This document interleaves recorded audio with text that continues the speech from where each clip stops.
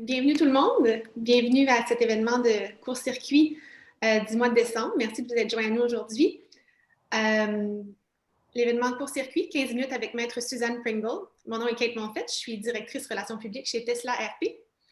Je vais tout d'abord vous présenter notre invitée et je suis honorée qu'elle ait pris le temps dans son horaire chargé de parler avec nous aujourd'hui. Maître Suzanne Pringle, qui est une avocate spécialisée en droit de la famille, qui est à la tête de son propre cabinet d'avocats qui comprend 9 avocats. Elle a été nommée cette année plaideur de l'année 2020. Elle est également fellow de l'American College of Trial Lawyers. Elle a reçu la distinction honorifique d'avocate émérite décernée par le Barreau du Québec. Vous la connaissez peut-être aussi davantage comme l'avocate du fameux Éric dans le dossier très médiatisé d'Éric et Lola, qui a fait l'objet d'une décision favorable de la Cour suprême du Canada en 2013. Elle a également agi comme consultante, vous ne le savez peut-être pas, auprès de l'émission de la populaire émission Rupture, qui a été librement inspirée de sa carrière en litige familial. Alors, bienvenue, Maître Pringle. Merci d'être là aujourd'hui. Merci de m'avoir invité. Je vais juste faire un rappel du format et des consignes de l'événement. Donc, c'est un 15 minutes top chrono. On a un sujet aujourd'hui dont on pourrait parler pendant des heures, mais on va essayer de se limiter à 15 minutes. Les participants, si vous le désirez, vous pouvez poser des questions dans l'onglet questions et réponses. Évidemment, étant donné que c'est 15 minutes, puis on veut quand même couvrir assez de contenu, on n'aura peut-être pas la chance de se rendre à vos questions, mais je m'engage à répondre aux questions qui restent ouvertes là, à la fin de l'événement. Vous pouvez toujours nous envoyer vos questions et commentaires après l'événement, puis on va vous revenir. Donc voilà le sujet d'aujourd'hui. 6 mois après une grande vague de dénonciation MeToo au Québec dans le milieu artistique, ça a ébranlé l'opinion publique, le milieu artistique.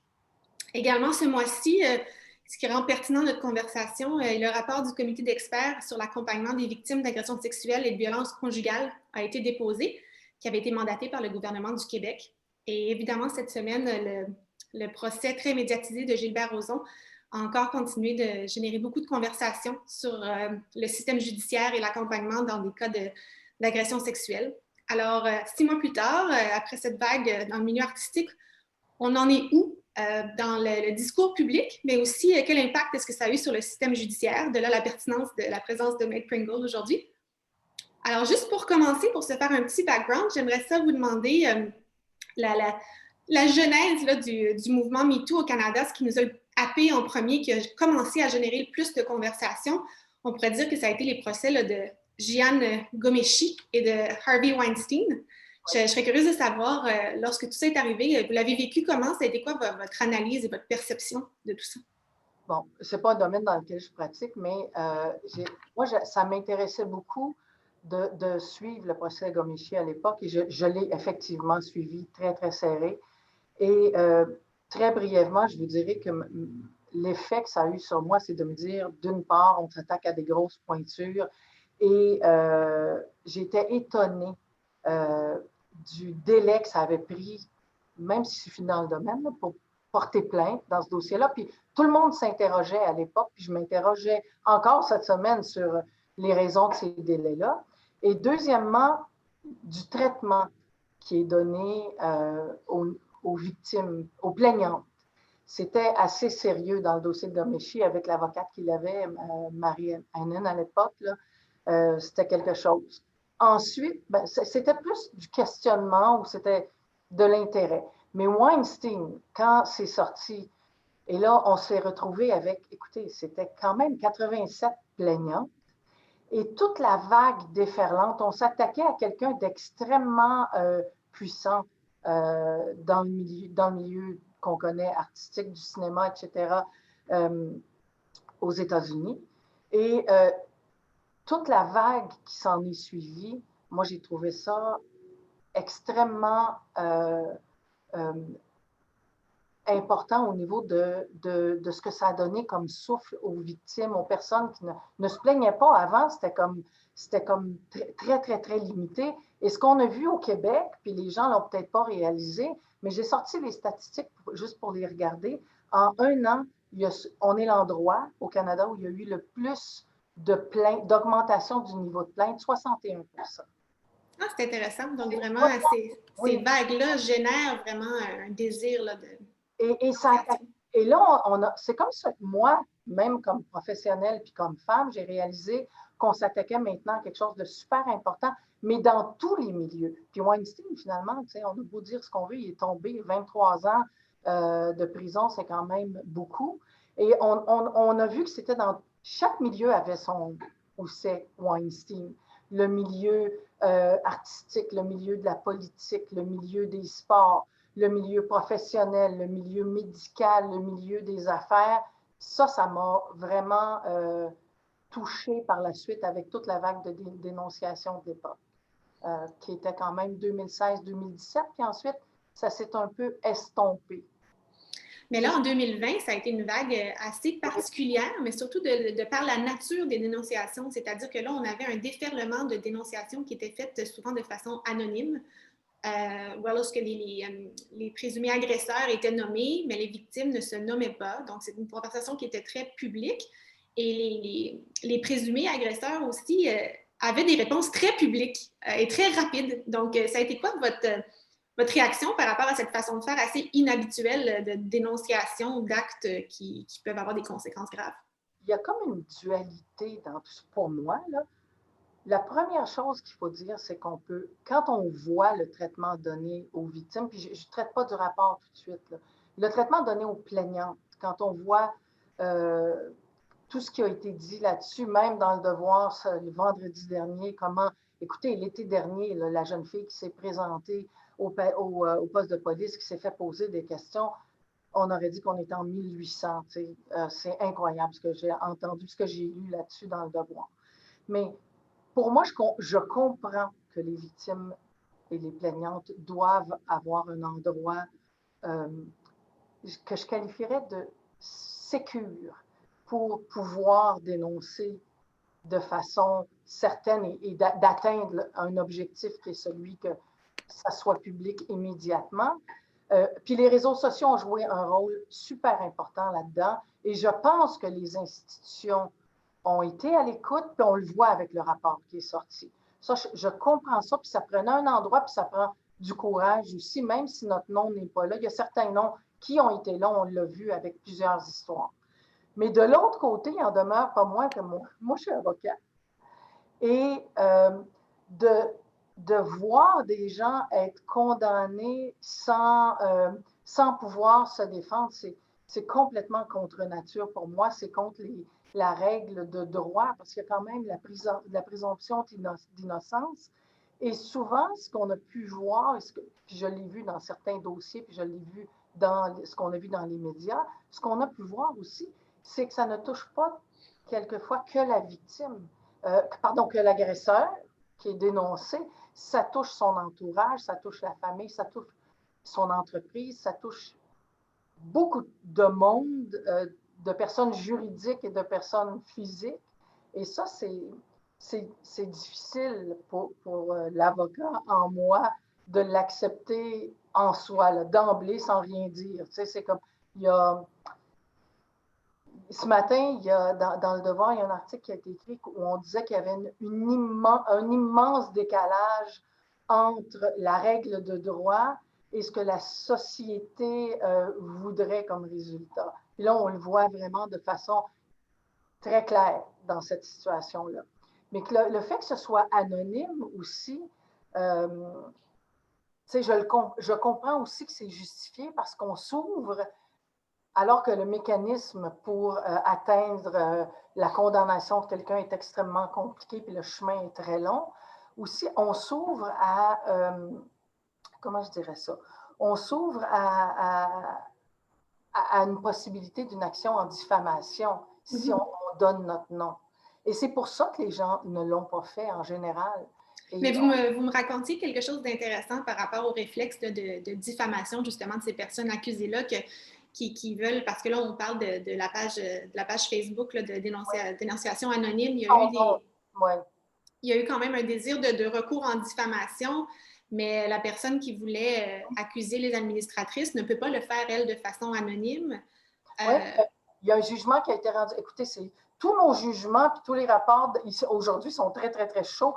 Le 25 novembre dernier, le juge Martin Sheehan a reçu une requête en début d'instance parce qu'un agresseur, ou en tout cas quelqu'un qui était accusé, a voulu poursuivre le site Dit son nom et Delphine Bergeron et d'autres personnes en disant « Moi, je veux le faire, mais comme préambule, je présente une requête initiale où je veux que vous me permettiez, moi aussi, de pouvoir le faire de façon anonyme. » Le juge Sheehan a dit « La justice au Canada est publique et ça doit être fait publiquement. Vous ne pouvez pas le faire de façon anonyme. » Alors, on se retrouve dans une situation où toutes les dénonciations ou presque ont été anonymes, mais on ne peut pas poursuivre le site de façon anonyme. Là, je me fais un petit peu avocat du diable, dans le sens où pensez-vous que peut-être souvent les victimes d'agression, c'est pas tant une vengeance qu'ils cherchent que de dire cette personne-là ne peut pas continuer à agir comme ça dans la société. Donc, si le but, c'est pas d'avoir réparation pour soi-même, mais de mettre un frein à un comportement, est-ce que justement ça ne fonctionne pas, ce genre de dénonciation-là? C'est-à-dire que son nom est là, les gens vont le savoir puis vont faire attention à cette personne-là. Est-ce que ça n'atteint pas un objectif dans ce sens-là? Ça atteint cet objectif-là, effectivement, mais il en demeure pas moins qu'on l'a vu, parce que ça a été amplement expliqué dans le jugement de la juge Hébert dans l'affaire Roson. Tu sais, il y a quand même la présomption d'innocence. Bon, je ne défends pas les agresseurs, là, mais tellement pas. Mais ce qui me donne lieu de vous parler du rapport, ce que je pense, tu sais, c'est quel est l'objectif recherché? Parce que, tu sais, tout le monde me dit, mais pourquoi les victimes attendent si longtemps? Pourquoi ils hésitent? Pourquoi c'est comme ça? Vous savez, quand on a vécu une chose semblable, qu'on a été agressé de cette façon-là, en général, en matière d'agression sexuelle, il y a deux personnes, puis il y a deux versions qui sont contradictoires. Mais on doit penser le lendemain matin, si vous me permettez l'expression, à un premier tribunal. Ce tribunal-là, c'est nous-mêmes. Il faut vivre avec ce qui est arrivé. Il faut passer notre propre évaluation des choses, qui est de passer à travers tout ça en fonction de ce qu'on a vécu, mais en fonction de qui on est aussi. Ensuite, il y en a un deuxième tribunal. C'est le tribunal des gens qui nous entourent. Je l'appellerais le tribunal de proximité, de milieu, le milieu dans lequel on travaille, notre famille, etc. Puis ensuite, on passe à la plainte en question. OK? Mais ça, le rapport qui a été rendu cette semaine… Le groupe d'experts mandaté par le gouvernement, c'est ça? Moi, ça me touche beaucoup parce que quand on arrive à vouloir faire une plainte, on est très seul, même si on est accompagné de quelqu'un ou même si notre famille nous soutient. On est vraiment seul. Et ce qu'on ne réalise pas, c'est que dès la première dénonciation, tout est retranscrit par la suite. Il y a des transcriptions qui sont faites et on le voit si vous lisez le rapport, le jugement Roson, on voit que la plaignante, quand elle témoigne au procès, par la suite, elle est confrontée même à toutes les déclarations qui ont été faites à l'époque. C'est-à-dire, combien il y avait de boutons sur son chandail? Elle a mis sa jupe, elle n'a pas enlevé sa jupe, elle s'est couchée avec sa jupe. Où ils sont entrés? Comment ils sont entrés? Et alors que l'agresseur ou l'accusé, lui, a le droit, évidemment, lui, il n'a pas de fardeau de preuve. Il y a zéro fardeau de preuve. C'est l'accusé, c'est la couronne qui a ce fardeau de preuve-là. Alors que lui n'a pas ça, il a le droit immédiatement d'être représenté par avocat, d'être conseillé, et il a droit à toute cette preuve-là. Alors que la plaignante, elle, quand elle se présente pour porter accusation, on ne lui explique pas l'impact de toutes les déclarations qu'elle va faire. Mm-hmm. Et ça, pour moi, d'être accompagné, c'est ce que le nouveau rapport en question dit, avant même de faire une dénonciation ou de savoir si on va le faire, on devrait avoir le droit à un avocat, puis on propose que ce soit gratuit pour au moins une durée de 4 heures. Et de savoir, pas juste des avocats, là, tout ce qui implique dans le milieu, les thérapeutes, là, tout ce qui peut entourer ce domaine-là avec un tribunal spécialisé. Alors, on a le droit de se faire expliquer où on s'en va, ce que ça implique, et la portée et les conséquences des déclarations qu'on va faire. Et ça, c'est fondamental parce que, voyez-vous, dans le procès Roson, vous allez me permettre l'expression, mais de se demander, on a passé beaucoup de temps à se demander si la plaignante avait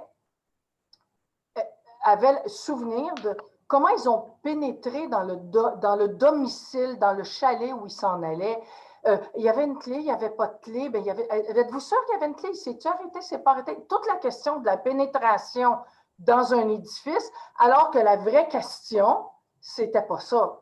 C'était, est-ce qu'il y a eu justement pénétration avec consentement dans la victime, pas dans un édifice? C'est incroyable, il faut y penser, là. Si elle s'était fait expliquer, si elle s'était peut-être fait expliquer qu'on ne peut pas juger de ce qui serait passé des ci et des ça, là, mais si on avait eu cet accompagnement qui est proposé et le droit à son propre avocat dès le début, avec des explications sur comment la chose, comment le système procède et comment ultérieurement, dans quelques temps, 2 ans, 3 ans, elle va passer elle va avoir droit à un interrogatoire du procureur de la Couronne et ensuite du procureur de la Défense, un contre-interrogatoire, là, cette fois-ci, qui va reprendre l'ensemble de ces déclarations. Et il me semble qu'on peut avoir le droit à l'avocat et même l'assistance d'un avocat dès le début dans ces circonstances-là. Là, le temps s'écoule très, très, très vite. Puis il y a 2 petits points sur lesquels j'aurais aimé des 2 points que j'aurais aimé qu'on aborde, c'est-à-dire, on parle souvent là, de doute raisonnable, mais aussi de la victime parfaite. C'est quelque chose qui revient dans le discours public. Il n'y en a pas de victime parfaite dans un cas d'agression sexuelle. Il y a plein de flou, il y a plein d'interprétations, c'est super émotif, il y a des oublis à cause d'un traumatisme. Puis aussi, on a vu que dans le gouvernement fédéral a mis de l'avant, a passé un projet de loi pour que les juges soient mieux formés pour gérer des cas de dénonciation d'agression sexuelle. Pensez-vous que dans ce contexte-là, de mieux accompagner les victimes, puis tout ça, ça va aider la formation des juges? Puis ma deuxième question, c'est le rapport dont vous parlez remis au gouvernement du Québec. Pensez-vous que ça va aller de l'avant et que ça va faire une différence? J'aimerais ça qu'on puisse conclure là, sur ces 2 éléments-là. La première question, je pense que il faut que les juges soient formés, mais de plus en plus, ils l'ont été, je pense, au fil du temps. Mais c'est pour ça que ça prend un tribunal unifié aussi, parce que quand on a une victime de violence conjugale qui peut avoir été victime de violence sexuelle aussi, peut-être qu'il faut être formé pour être capable de comprendre toute la dynamique. Mais c'est, comme le disait Véronique Yvon, il faut renverser la pyramide. Et le rapport, justement, je pense, va servir à ça. Et moi, je vois de ce rapport, c'est incroyable, c'est colossal le travail qui a été fait par ces femmes-là. C'est incroyable et je pense qu'ils vont aller de l'avant. Et je pense aussi qu'on va s'interroger sur d'autres choses. Quel est l'objectif recherché? Vous le disiez tantôt, quel est l'objectif recherché par une plainte? Est-ce qu'on veut absolument de la prison ou on veut de l'imputabilité? On veut protéger les victimes, mais on veut de l'imputabilité. Il faut que les agresseurs, les accusés deviennent imputables de leurs actes. Ils ne puissent plus être dans le milieu où ils étaient. Excellent. Mais mine de rien, là, ça fait déjà malheureusement 15 minutes qu'on discute. Je sais qu'il y a 3 personnes qui avaient posé des questions, puis on n'a pas eu la chance d'y arriver, mais je promets à Mme Piché, Mme Bachand et M. Thuot de leur revenir. Je vais partager les questions qu'ils avaient avec vous. Puis vous pourrez m'aider à leur revenir rapidement. Donc, merci beaucoup à tout le monde qui se sont présentés aujourd'hui. Encore une fois, c'est un sujet qui mériterait plusieurs autres courts-circuits. Peut-être qu'on y reviendra plus tard, mais c'est un sujet très intéressant, mais aussi très sensible, puis aussi très personnel pour certaines personnes, puis qui cause beaucoup, qui crée beaucoup de débats sur la place publique. Il y a toute la question aussi des relations publiques entourant ça, puis des communications, qui est un tout autre volet, mais on ne pouvait pas tout aborder aujourd'hui. Alors, merci beaucoup, Maître Pringle, de vous être prêté à l'exercice aujourd'hui. Merci aux participants. Puis encore une fois, je vais vous revenir et n'hésitez pas si vous avez d'autres questions à nous poser, de nous les envoyer par courriel. On va vous revenir. Et je vous invite à être avec nous pour le prochain court-circuit en janvier. Ça devrait avoir lieu mi-fin janvier. On va vous revenir avec des dates et les détails. J'espère qu'on va pouvoir vous compter parmi nous. Merci beaucoup. Merci, Kate. Joyeuse fête. Au revoir.